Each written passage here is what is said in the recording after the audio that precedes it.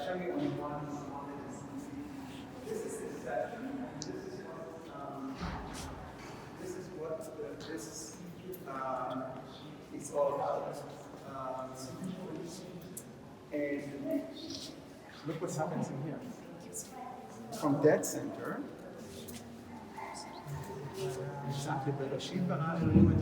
So this is the very beginning of the story of creation. But look at the first letter. Thank you. Right. Why? There's no beginning. Right.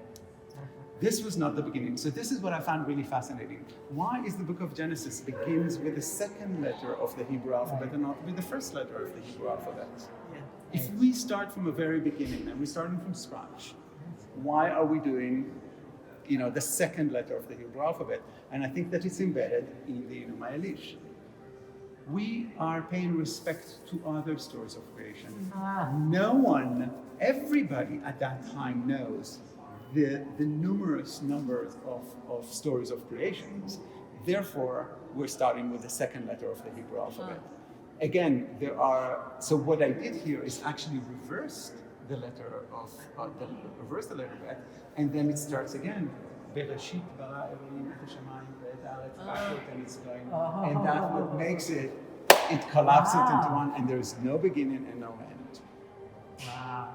So if you ask a question like this, you'll get answers.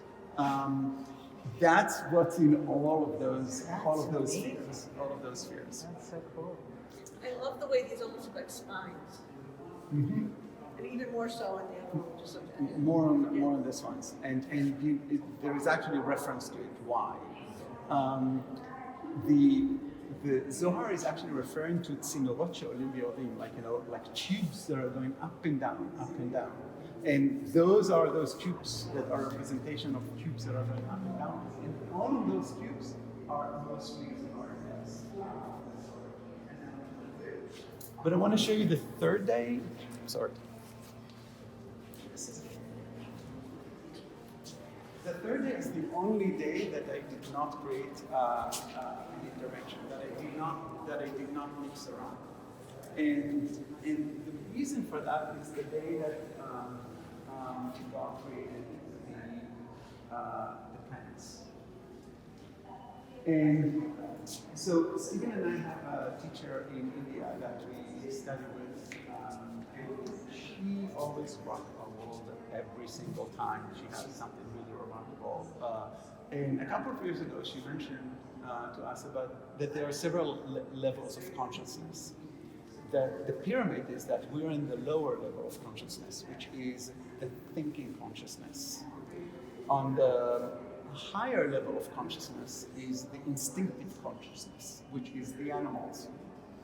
And the highest form of consciousness is the unthinking. Do you know who does it belong to? The plants.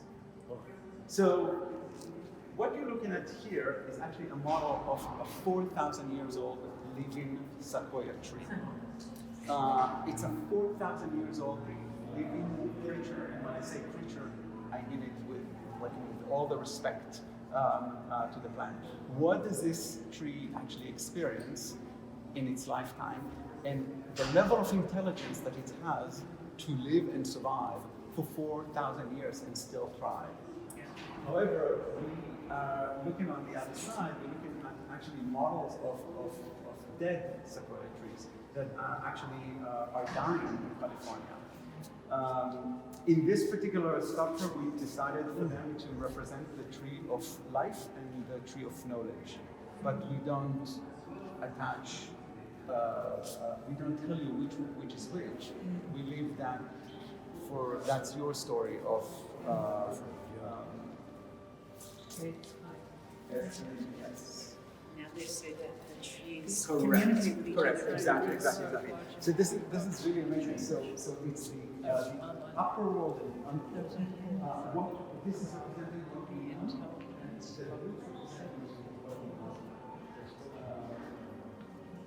And then you see here we have a whole sculptures that are called the Enuma. This is the third sculpture, and this is the entire first tablet actually engraved on this particular one.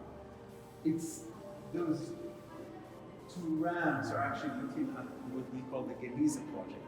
So this project that you see here, I traveled to Vienna, Amsterdam, India, Venice Biennale, Israel.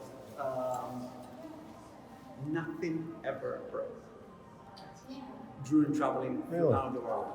It only breaks when I mishandle it.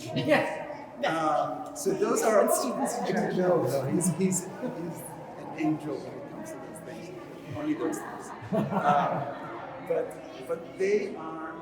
So I happen to mishandle things in the studio. I'm not concentrated, or at the very beginning when I would be brave, I would go a little too far, and those are vintage speakers.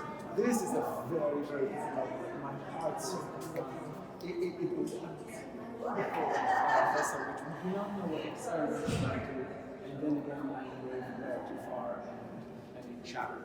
So Geniza, do we all know what Geniza is? So the idea that the text in Jewish culture is a sacred text, and the fact that you cannot throw away text, we just could not throw away the shattered glass. And therefore we actually have suitcases of shattered glass that we keep, and we decided to actually show them with the light emanating from them. And the suitcases for us are representing transitions, a form of transition. It can be linear, or it can be in different axes.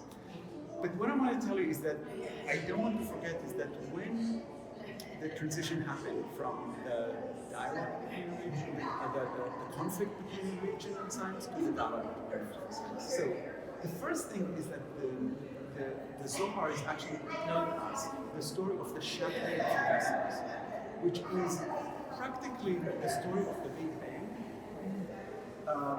not metaphorically.